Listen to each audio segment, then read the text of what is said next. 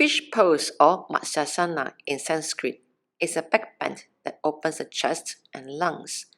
From a supine position, the practitioner supports the torso on the forearms while the chest lifts toward the sky. It is commonly used as a counter pose to shoulder stand or Chaturanga.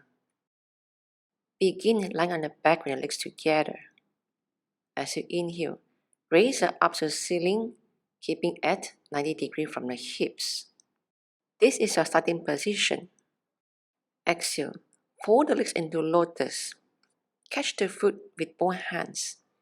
Place the foot on the opposite side of the hip, followed by the other leg. Make sure you're not forcing into the lotus. Options: the legs can be kept straight.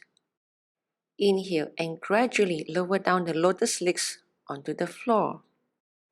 While doing so, make sure the lower back is not overarching.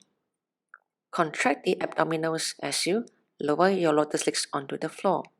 Keep the arms at the side of the body. When you inhale, press to the forearms and lift the chest.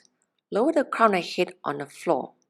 Upon gaining stability onto the hips, legs, and the head, 2 fingers and a thumb catch hold of the big toes. In this position, most of the weight are kept at the hips and the elbows.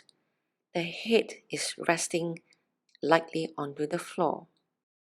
Breathe while holding the pose. To release, with the support of the forearms, inhale, press to the forearms, release to the starting position in reversing the order of movements.